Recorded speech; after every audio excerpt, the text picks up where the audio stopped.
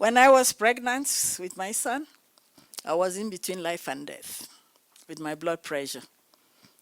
He told me if this is what pregnancy is all about, this is closed, this case is closed. And when I had my son, because of the blood pressure and everything, I didn't have any milk. You can't imagine, by 6:30, I had 2 liters of fruit juice, squeezed by him every morning before going to work. And the others used to say, what type of a man is this? Considering the fact that he was not a Nigerian, that's a story for another day. Those days, we Nigerians marrying from the same village was the norm, because somehow we were never related.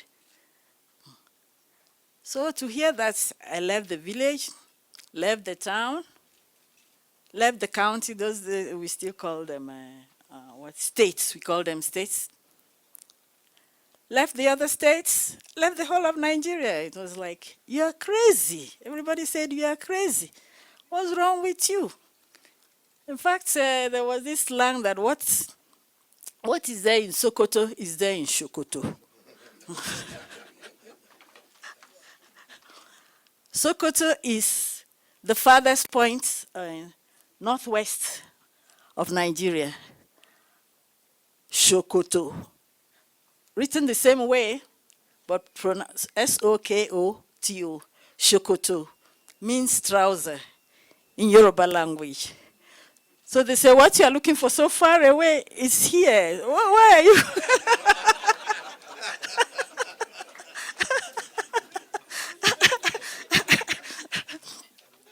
So he will say, what did they say?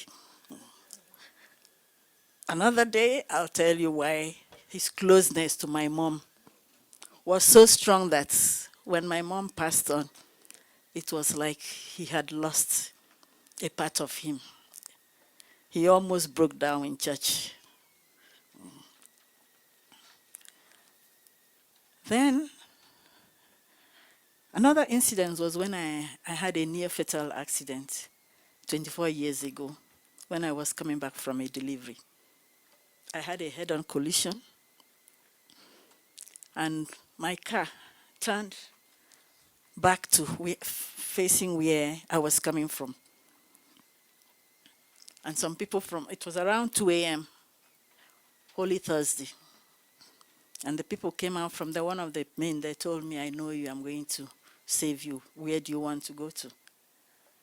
I said, take me to Nairobi Hospital. When I arrived there, the students, they all said, you were my teacher. I said, now I know I'm in safe hands. So I now opened my handbag, because all along I held my handbag to my side. I opened my handbag, I called him, I said, I have an accident, I'm okay, I'm here. And the first thing he said when he came and saw me was, I want you alive, with or without your leg. And I answered him, I told him, I'm alive, number one. Number two, the leg has no permission to go anywhere. I will come back, my legs will come back together, and I will go back to my high heels. Apparently, nobody had ever seen me without high heels. So it was something difficult for people to accept. Even my patients would just come to see, do you have your high heels on? So he was very jovial. Behind that screen was an extremely jovial man. And he used to tell me, I must go before you. Because if you go before me, I will not last. That was always his prayers. So throughout those years, those 20 years, when I'm sick, I'm praying to God not for me to get well for my sake, but for his sake.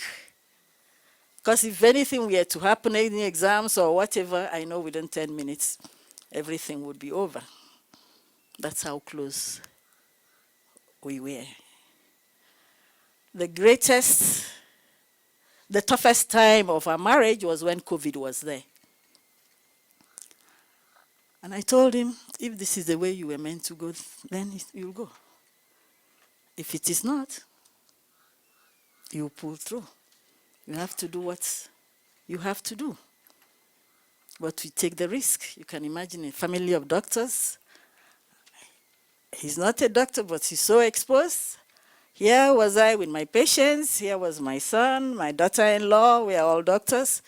So it was just like, we're like, if it happens, it happens. But we must soldier on. I gave him that support, and we made it through. And he always said, family came first. He believed in family. From the first day, he said, if I'm up and my family is down, then I'm down. And that's what made me to get involved with him. Because people would say, why did you leave so many Nigerians? He was unique in that way. That caring attitude, I never saw anywhere. He was very loyal. If he told me he was going to be somewhere at 2 o'clock, 2 o'clock he'll be there. It didn't matter. If by 3 he was not there, he would call. If he has not called by 3, I know something was wrong. He made sure he helped whoever. He said, my father used to tell me, you never kick an enemy when he's on the ground. You fight and fight. When the person is on the ground, you stop.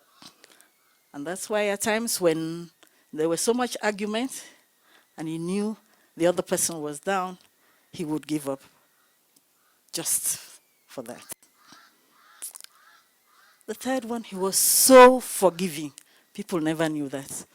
He will talk, scream, scream. The same person you are screaming with, if he says, I have a headache, he will, have you taken medicine? He will come, bring medicine.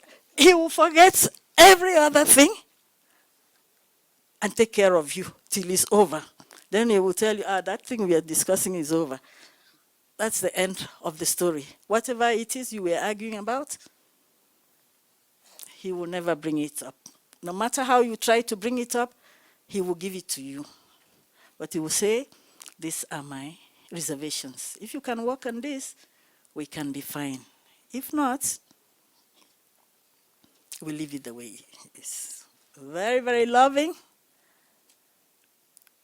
Like his colleagues in NEC used to say, when he wants to get something for me, he tells them to wait. I'm getting something for the boss.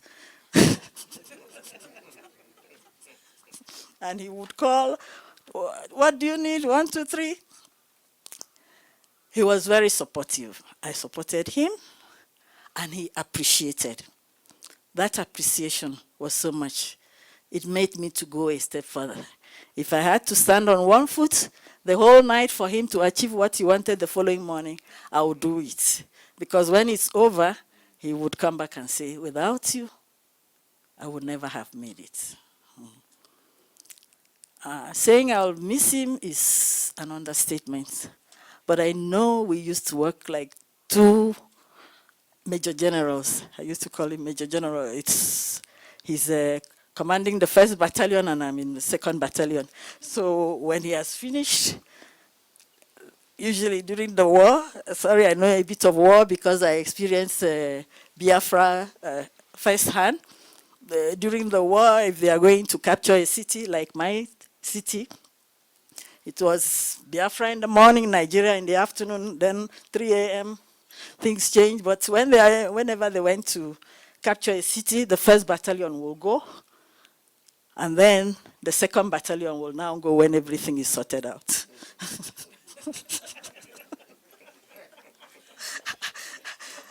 So I used to prepare him. I said, okay, 1st Battalion, you go, then you come back for the 2nd Battalion. So now the 1st Battalion is gone. I think I have now to put on the shoes of the 1st Battalion and carry on and train the rest. Thank you so much.